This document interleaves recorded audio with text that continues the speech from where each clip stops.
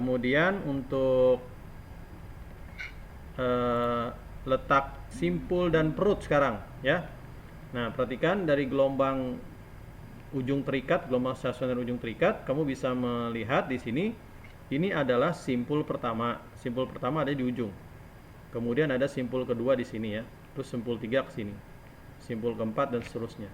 Adapun yang ini adalah perut namanya. Perut pertama di sini boleh, satu aja. Kemudian ini perut kedua, perut ketiga, perut keempat dan seterusnya. Nah, karena kita juga pahami bahwa satu lambda ya itu adalah jarak ya dari dari satu bukit dan satu lembah atau satu bukit. Nah, seperti ini ya. Ini adalah lambda panjang gelombang ya. Nah, maka kalau kita diminta simpul 2 itu berada pada berapa lambda begitu? Maka jawabannya simpul 2 ini adalah pada kondisi setengah lambda. Kan gitu kan, setengah lambda. Kalau simpul 3 berapa lambda? Ya 1 lambda. Kalau simpul 4 1 2 3 4. Ada yang tahu nggak simpul 4 berapa lambda nih? Saya ulangi ya. Simpul 1 adanya di 0 lambda. Nah, simpul 2 setengah lambda. Simpul 3 di sini itu 1 lambda. Simpul 4 siapa yang tahu? Berapa lambda? Jawab coba. Hah? 1,5 ya kan? 1,5 ini kan 1 tambah lagi setengah. Jadi 1,5 lambda. Simpul 4 begitu ya. Jadi ini simpul 1, simpul 2, simpul 3, simpul 4. Kalau perut ya tinggal dilihat saja. Kalau perut 1, saya katakan kalau perut 1 berarti dia posisinya adanya di setengah lambda. Benar gak? Perut 1 setengah lambda kan? Nah, kalau perut 2 ada di sini. Nah, di sini berapa lambda? Sorry. Saya ulangi lagi, maaf. Kalau perut 1 itu ada di seperempat lambda ya. Seperempat aja kan dari sini kan seperempat. Perut 1 seperempat. Nah, kalau perut 2 setengah. Gitu ya. Itu aja terus. Ya, perut 2 setengah. Jadi mulai dari sini sebabnya. Ya. Nah, kalau ditanyanya masih dalam kisaran simpul 6, simpul 5 atau simpul 10 masih bisa kita gambarkan. Tapi kalau ditanya simpul 60 ya, simpul 30 masa kita harus gambarkan gambar semua seperti ini sampai terlalu lama ya. Makanya ini ada persamaan yang lebih sederhana seperti ini untuk menentukan letak simpul ya dari ujung terikat tuh. Ini menggunakan persamaan n kurang 1 per 2 kali lambda. Kita buktikan. Sekarang kalau misalkan tadi simpul kedua ini berapa lambda? Simpul kedua berarti kan setengah lambda ya.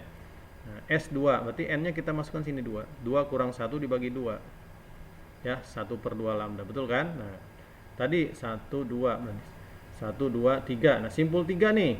Simpul 3 berapa lambda? Masukkan sini 3 kurang 1 bagi 2. 2 bagi 2 1 ya. Lambda kan? Maka simpul 3 adalah lambda atau satu panjang gelombang. Gitu ya.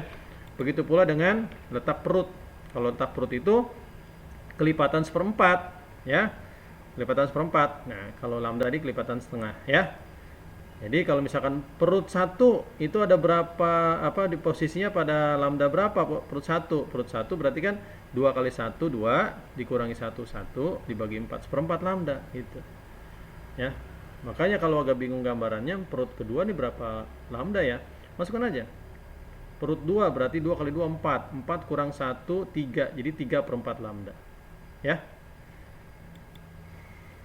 Nah, ini contohnya letak simpul kedua dari gelombang stasioner. Nah, tadi sudah kita bahas ya.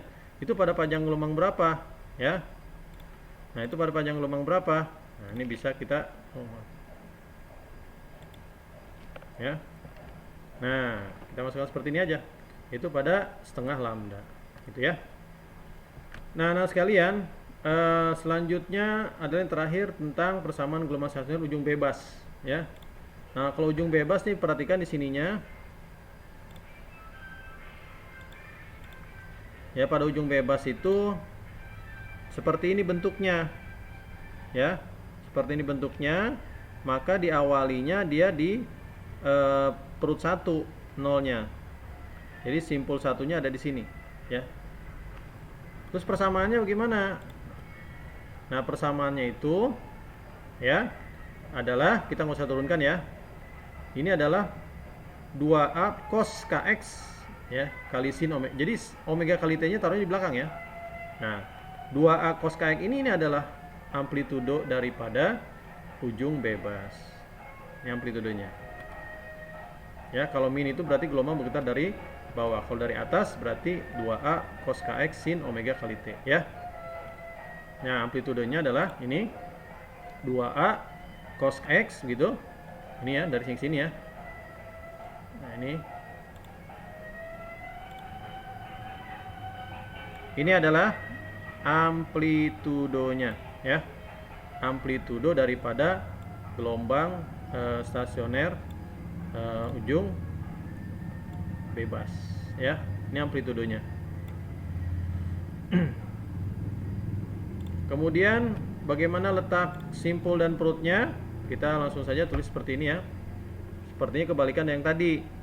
Nah, untuk yang ujung bebas, letak simpulnya justru kelipatan 1/4, kebalikannya aja. Ya, contohnya letak simpul berapa nih? Simpul 1. Nah, simpul 1 berarti adanya di 1/4 kan, lambda. Kan enggak, bentuknya cuma 1/4 ya, dari sini ke sini kan cuma 1/4 ya. Kalau simpul 2 kan berarti 3/4 ya. Ya. Dari sini ke sini 3/4 ya. Jadi masukin aja ke sini nih. Kalau simpul 2 berarti 2 kali 2 4, 4 kurang 1 3, 3/4 lambda gitu. Ya. Nah, untuk perut kebalikannya. Ya. Kalau perut kebalikannya ya. Kalau perut kebalikannya yang tadi dari simpul ujung terikat dia setengah lambda. Contohnya perut kedua. Jadi kalau mau lihat persoalan itu dia harus tahu dulu kamu ujung bebas apa ujung terikat gitu. Kalau ujung bebas ya gunakan seperti ini. Jadi contohnya letak perut kedua pada ujung bebas pada panjang gelombang berapa? Ya dimasukkan saja nih perutnya. Letak perut kedua nih 2 dikurang 1 adalah 1 per 2 setengah lambda, benar kan? Tuh. Ya. Seperti itu anak-anak sekalian. Nah, ini nanti saya saya share di grup ya PPT-nya. Terus ini ada tugas belajar mandiri, coba aja kalian cari aja dulu soal dan pembahasan dari internet, banyak kok soal dan pembahasan tentang persamaan gelombang stasioner ujung tertutup dan ujung terbuka atau ujung bebas ya, masing-masing 3 soal. Jadi 3 soal penyelesaian ujung gelombang stasioner ujung tertutup dan 3 soal penyelesaian ujung terbuka atau ujung bebas. Yang kedua, soal dan pembahasan untuk mencari letak simpul dan letak perut gelombang stasioner ujung terbuka ya, ujung terbuka aja ya.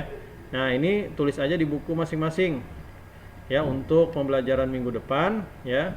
Baru nanti kita coba bahas persoalan-persoalannya.